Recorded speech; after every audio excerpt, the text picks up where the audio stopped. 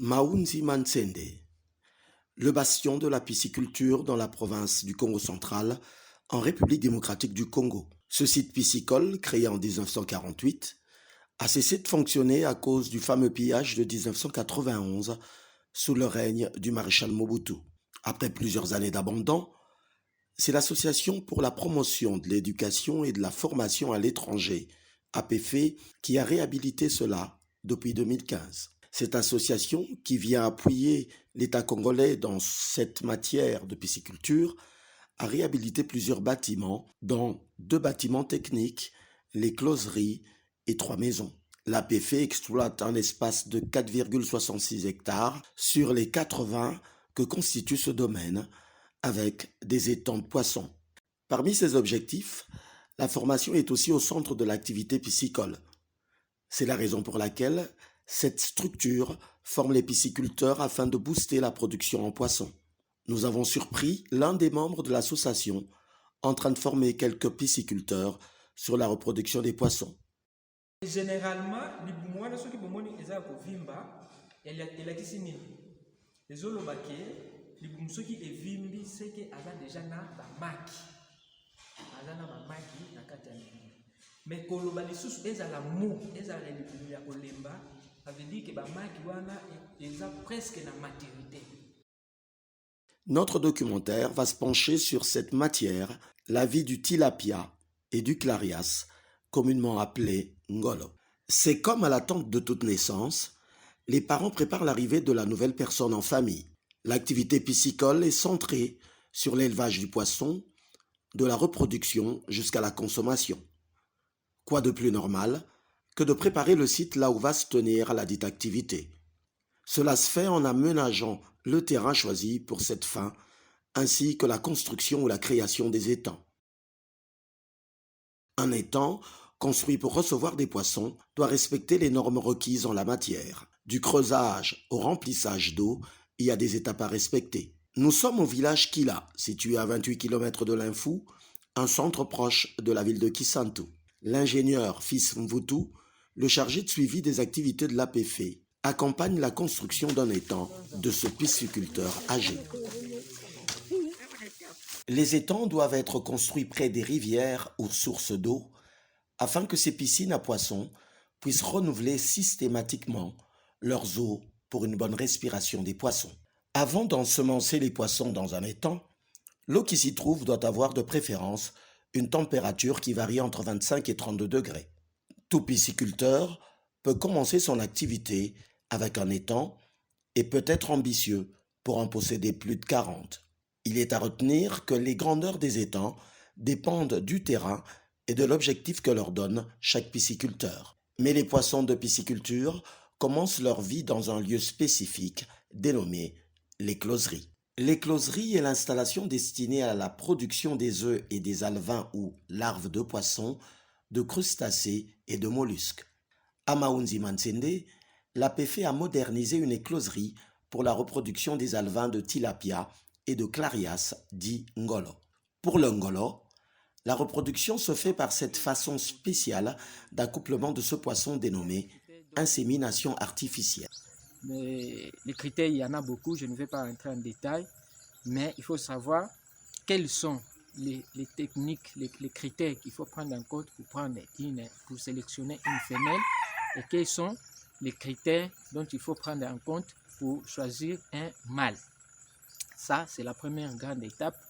La deuxième étape, c'est celle d'arriver à, n'est-ce pas, extraire l'hypophyse si nous sommes dans la reproduction avec l'hypophyse.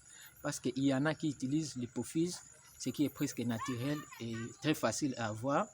Et il y en a qui utilisent aussi d'autres hormones. Et là, généralement dans les clarias, nous prenons l'hypophyse soit chez le mâle, soit chez la femelle. Donc ça ne pose pas de problème. Mais en général, si vous arrivez sur le terrain, c'est le mâle qui est sacrifié. Et prendre déjà une hypophyse chez un poisson est synonyme de le tuer. Il faut le sacrifier pour prélever cette hypophyse. Après le prélèvement de l'hypophyse, vient l'étape de l'injection.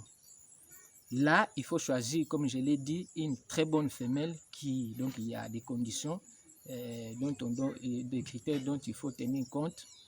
Et alors, il faut injecter maintenant l'hypophyse que vous avez prélevée auprès d'un mâle ou d'une autre femelle dans la femelle que vous voulez, qui va vous produire, n'est-ce pas, les larves, les œufs. Après cela, il y a un moment donné qui passe, minimum c'est 12 heures, pour arriver à l'étape de l'extraction des œufs. On arrive à extraire les œufs au niveau de la femelle, et ces œufs-là, il y a vraiment des techniques, des détails dont il faut tenir vraiment en compte. Quand vous prélevez les œufs, au même moment, vous avez déjà les spermatozoïdes qu'il faut prélever au niveau du mâle. Et cette fois-là, on ne peut pas sacrifier directement le mâle, mais on peut faire une intervention chirurgicale. Vous prenez les semences mâles auprès du mâle, permettez la répétition, et c'est avec ça que vous allez faire maintenant la fécondation. Donc vous prenez les ovules de la femelle et vous prenez les semences du mâle, vous mélangez, et après cela, vous pouvez mettre dans un bac, comme nous utilisons des bacs, vous allez voir ça sur le terrain, et après, voilà, il y aura l'éclosion. Nous voulons inciter cette reproduction par l'influence de la main humaine. C'est vrai que dans le milieu naturel, les clarias se reproduisent, mais la quantité d'alevins qu'ils produisent dans le milieu naturel ne permet pas une bonne pratique de la pisciculture par le fait que lui-même, le parent, ou eux-mêmes les parents des alevins sont capables de consommer leurs propres petits. Alors, ce cannibalisme-là, dans le milieu naturel, ne permet pas à ce que les pisciculteurs puissent avoir un grand nombre d'alevins. C'est pourquoi l'homme, par son intelligence, a cherché de mécanismes de stimulation de cette reproduction. C'est pourquoi il prend le mâle et la femelle pour induire cette technique et gérer la reproduction, gérer ces alevins en dehors de leurs parents. C'est-à-dire, il exploite le mâle et la femelle de clarias et il les écarte, il les éloigne des alevins éclos pour essayer de garder, maintenir un peu un grand nombre d'alevins qui permettraient aux pisciculteurs de pouvoir grossir. Donc, dans le milieu naturel, c'est vrai que la reproduction s'effectue, mais il n'y a pas vraiment une grande quantité, une grande production. Les alevins sont à la merci de tous les poissons qui sont à leur rencontre, et surtout leurs propres parents. Leurs propres parents, ils se nourrissent de ces petits-là. Pour le tilapia, par contre, tout se passe sous l'eau, entre le mâle et la femelle, de façon naturelle. Cette dernière fait éclore ses œufs dans l'eau et les protège en les gardant dans sa bouche. En ce temps de reproduction et d'élevage, il y a des précautions à prendre vis-à-vis des poissons eux-mêmes, car il existe ce qui est appelé cannibalisme, qui consiste à ce que le gros poisson mange les alevins. Cette pratique sévit dans ce secteur de reproduction. Nous nous sommes entretenus avec les 3 ingénieurs à ce sujet. L'importance des triages, nous appelons ça tri. Le tri des clarias intervient souvent, c'est pour séparer les lots ou les nombres de clarias selon les lots ou selon la taille. Quand il y a reproduction, tous les alevins sont mélangés dans un bac ou des bacs ensemble, mais 15 à 20 jours après, il intervient le premier triage pour les séparer selon la taille. Il y a certaines qui se développent plutôt rapidement. Il y a certaines alevins qui restent souvent au fond du bac et ne remontent pas à la surface d'eau pour bien se nourrir. Ils restent tout petits. Et quelques jours après, nous faisons les tris pour séparer les tailles, pour éviter que les plus gros puissent bouffer les plus petits. Pour avoir une bonne croissance des alevins de tilapia et de clarias, dit Ngolo, il faut les nourrir. À ce niveau, l'alimentation de tous ces petits poissons est coûteuse dans les grands espaces et supermarchés au Congo central et à Kinshasa. Nous sommes en train de peser l'aliment pour les poissons. Ça, c'est un aliment importé. Normalement, nous l'achetons de quelque part à Kinshasa et que c'est un aliment de bonne qualité qui nous coûte aussi moins cher. Donc là, il est en train de peser les quantités parce que chaque étang a sa quantité propre à elle. APF est devenu un partenaire incontournable. Elle a apporté aux pisciculteurs congolais son appui dans la fabrication des aliments des alevins, ainsi qu'avec la logistique qui va avec, ceci auprès de 15 entreprises. L'ingénieur Alexis donne une solution pour une alimentation saine et énergétique des alevins.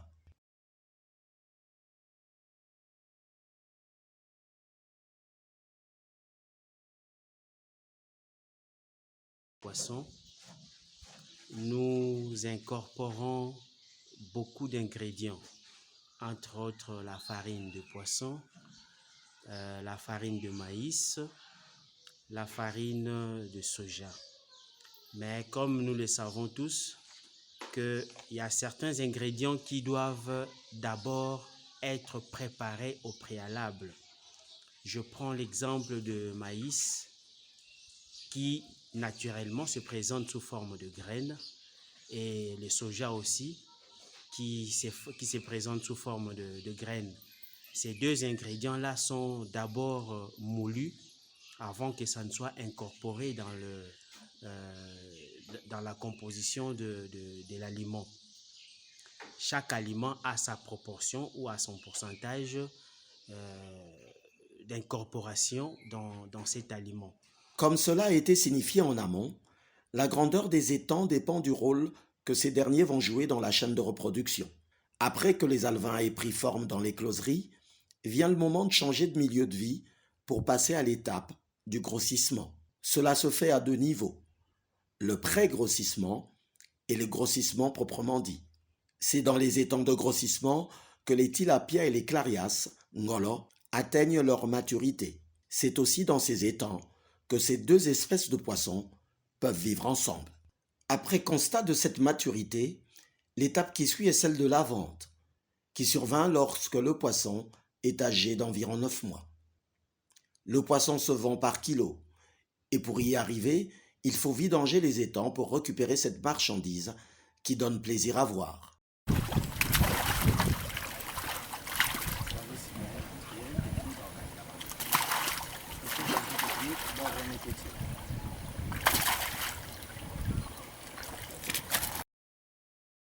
Dans les conditions paysannes, le tilapia le plus gros peut peser jusqu'à 350 grammes et pour le clarias ngolo, il peut atteindre 3 kilos. Il faut noter qu'avec l'accompagnement et l'appui de l'APF, une nouvelle ère, un nouveau chapitre s'ouvre dans la vie du pisciculteur. Il s'agit de l'entrepreneuriat. L'entrepreneuriat est l'action d'entreprendre, de créer une entreprise. Pour le pisciculteur congolais, son activité ne restera plus au stade de simple consommation, mais passera à celui d'activité génératrice de recettes. C'est le cas de M. Trésor Kimbembi, à Luila, qui a construit une écloserie aux normes acceptables, déjà en activité. En tout cas, là, je suis très fier de voir le travail qui venait d'être réalisé ici par notre pisciculteur qui est désormais un entrepreneur. Très fier parce que d'avoir participé à la construction, à plusieurs idées pour que cette écloserie soit debout comme ça, comme vous voyez. Et voilà, maintenant nous attendons les résultats. Ça, ce n'est qu'une étape. Et nous attendons la dernière étape, c'est celle des produits des alevins qui seront mis sur les marchés à la disposition des pisciculteurs. disons-le nous ici, l'ingénieur fils a été pour beaucoup pour le plan de construction et tous les détails. Est-ce que, à votre avis, en inspectant les lieux, est-ce que Trésor a pu répondre à vos attentes? Est-ce que toutes les normes ont été respectées? En tout cas, M. Trésor, c'est quelqu'un qui est très attentif au conseil. Vous donnez des instructions. Après, vous, au retour, vous trouvez que tout ce que vous avez demandé est très bien respecté. En tout cas, il a très bien réalisé tout ce qui était prévu. C'est par rapport aux moyens. Par rapport aux moyens, on pouvait aussi faire mieux. On pouvait construire une très grande écloserie, mais par rapport aux moyens, en tout cas, nous l'avons adapté à ses propres moyens. Ça va. En tout cas, il a très bien respecté les conseils. À quelques kilomètres de lui là, à Kavoya, Verlin Mingingi a également emboîté le pas. Son écloserie est en pleine construction sous les précieux conseils de Fils Mvutu. Ah, au petit espace, il y a 40 cm, à peu près 40.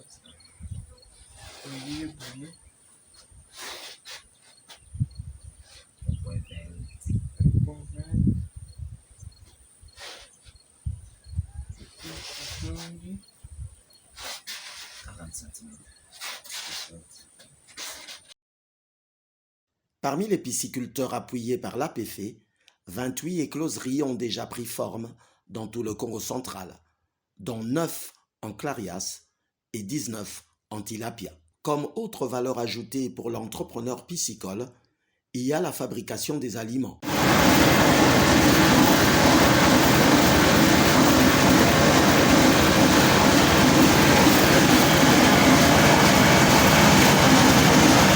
Nous avons fait un parcours du combattant pour nous rendre au village Kila pour visiter la fabrique d'aliments pour Alvin.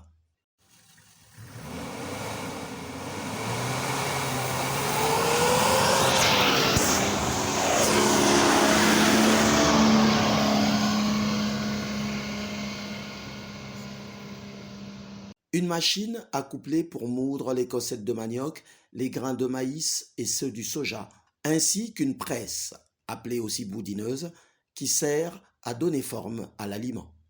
Un don de l'APF. Un autre point fort dans l'entrepreneuriat piscicole est la vente des alevins. Ce type d'entreprise est également un très bon gagne-pain car la demande sur le marché est inépuisable. Au regard de tout ce que nous avons vu et constaté, il est évident aujourd'hui que la pisciculture est une activité incontournable pour satisfaire l'autosuffisance alimentaire familiale, mais aussi une entreprise en devenir pour trouver des capitaux afin de réaliser d'autres projets. C'est la raison pour laquelle le projet de l'Association pour la promotion de l'éducation et la formation à l'étranger, APF en sigle, et ce genre d'initiative à continuer à appuyer car ces formations et son éducation valorisent la consommation bio et génèrent de l'emploi dans ce secteur qui jusque-là n'est pas trop exploité et compris en République démocratique du Congo.